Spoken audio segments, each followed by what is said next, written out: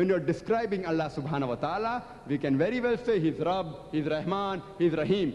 But if you say that Rabb is a different Allah, and Rahman is a different Allah subhanahu wa ta'ala, and Khalik is a different Allah, then that is not the concept of Allah subhanahu wa ta'ala in Islam. All put together itself is Allah subhanahu wa ta'ala. This is what major religions make mistake. They pick up one attribute and they call him a different God. They pick up another attribute, give it a different form and call it another God. In Islam, all these attributes put together is Allah subhanahu wa ta'ala. You can't single out one attribute and say, this alone is Allah subhanahu wa ta'ala. As the Swamiji rightly said, that if you call water in Urdu or Hindi pani, it's the same. You can call water in Arabic as mai, in the South Indian languages as tani.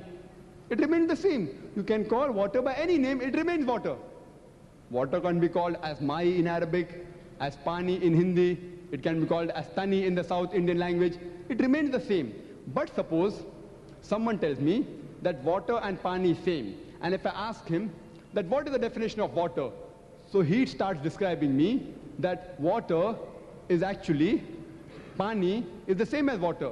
Pani is a mixture of water to which tea leaves have been added, to which little bit sugar has been added, little bit milk has added. What he is describing is actually a cup of tea. He's not describing water. Water and pani is the same thing in different language.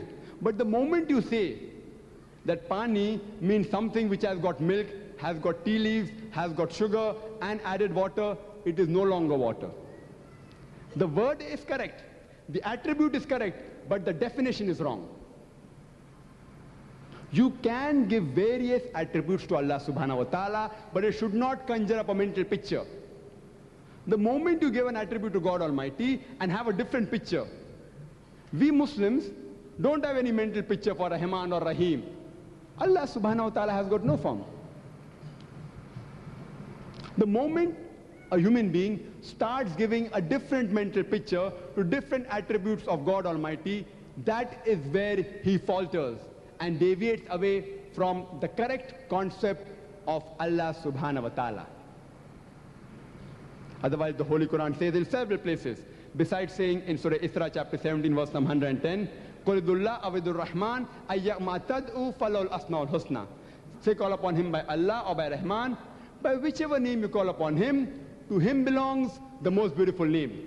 You can call him by any name, but it should be a beautiful name. The same message repeated in Surah Araf, chapter number 7, verse number 180. In Surah Taha, chapter number 20, verse number 8. In Surah Al-Hashr, chapter number 59, verse number 24, that to Allah belongs the most beautiful name.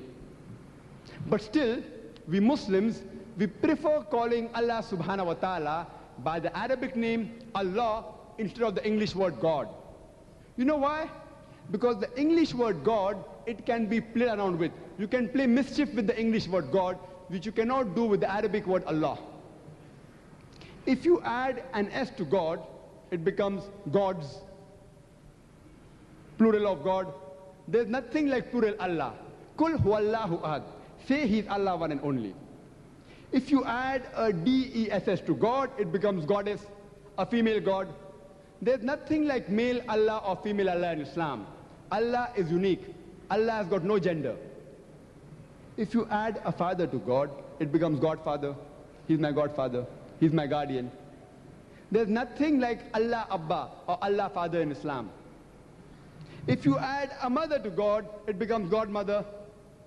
There's nothing like Allah Mother or Allah Ammi in Islam. Allah is a unique word. If you prefix a tin before God, it becomes tin God, a fake God. There's nothing like tin Allah in Islam. That's the reason we Muslims, we prefer calling Allah subhanahu wa ta'ala by the Arabic name Allah instead of the English word God.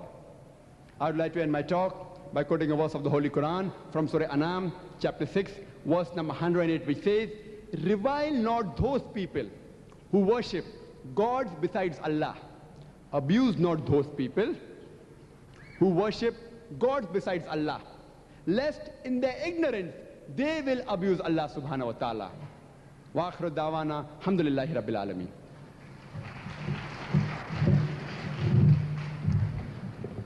Now we go into the second session of today's evening, which would be called the rebuttal and response session. In this, our learned speakers present today would give a clarification on the comments made by the other two speakers, as well as they would give comments and remarks on all the three religions, Hinduism, Christianity, and Islam, taken together for proper understanding on each religion from their respective point of view and perspective. May I call upon the respected Swami Golokananda, who's from the Sri Ramakrishna Mutt, to deliver his response. Swami Golokananda. Afterwards.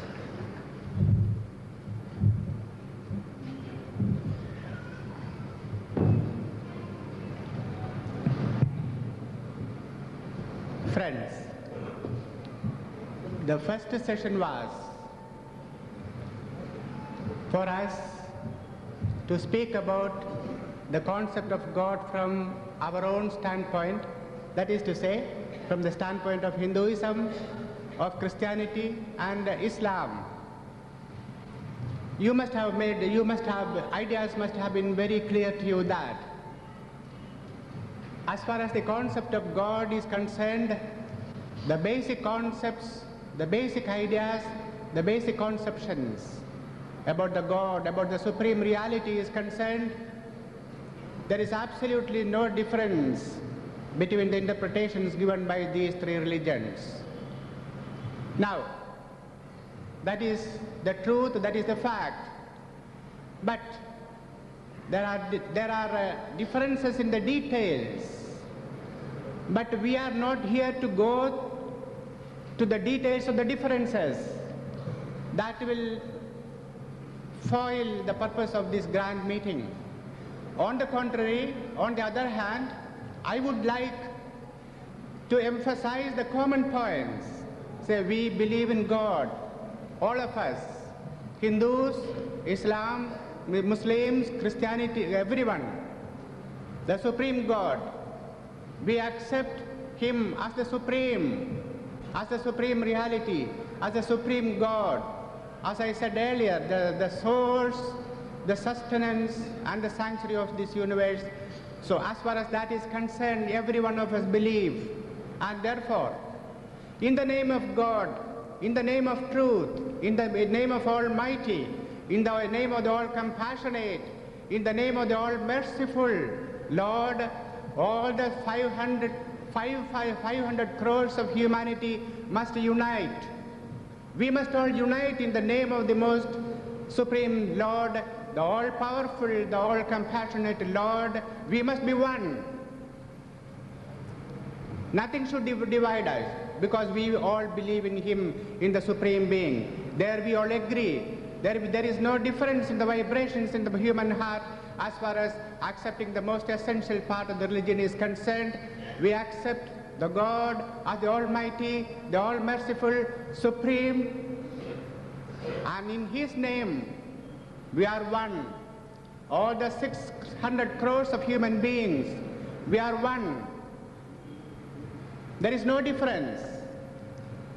There is no difference, and we are here not to highlight the differences. We are here to find the common points, the vibrations, the similar vibrations. When we pray, when the mind rises high above the common problems, when we pray, we commune with the Lord. All of us commune with the same Lord.